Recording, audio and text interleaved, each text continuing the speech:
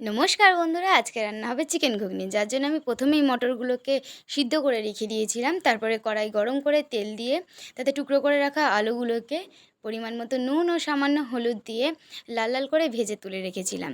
তারপর কড়াইতে আবারও তেল দিয়ে তাতে তেজপাতা আর কয়েক টুকরো টমেটো দিয়ে তার ভিতরে আদা রসুন এবং শুকনো লঙ্কা জিরে মরিচ পেস্ট করে রাখা যে মশলাটা, সেটা 2 চামচ দিয়ে দিলাম। কষিয়ে নিয়ে তারপরে সামান্য পরিমাণ মতো নুন দিলাম, একটু মিট মশলা দিলাম। তার সাথে আমি একটু চানার যে মশলাটা পাওয়া যায় রেডিমেড, সেটাও কিনে এনেছিলাম, তো সেটাও একটু সামান্য পরিমাণ দিয়ে সামান্য জল দিয়ে অনেকক্ষণ ধরেই কষলাম। কালারটা ভালো আসার জন্য আমি একটু স্বাদ মতো চিনিও দিয়েছিলাম, তোমরা না দিতেও পারো। তারপর হলুদ দিয়ে, বাড়িতে চিকেন ছিল কিছুটা, তো সেটাই ছোট ছোট টুকরো করে দিয়েছিলাম। আর তারপর ভেজে রাখা আলুগুলোকে দিয়ে কিছুক্ষণ ভাজা ভাজা হয়ে গেলে তার ভিতরে সিদ্ধ করে রাখা মটরগুলোকে দিয়ে অনেকক্ষণ ধরে কষিয়ে যখন একেবারে কড়া লেগে যাবে, তখন সামান্য পরিমাণ গরম মশলা দিয়ে ও সিদ্ধ হওয়ার জন্য বুটগুলো আরও তার জন্য জল দিয়ে ভালোভাবে ফুটে এলে সেটা শসা ও পেঁয়াজের সাথে সার্ভ করলাম। তোমরা রুটি বা লুচির সঙ্গেও খেতে পারো।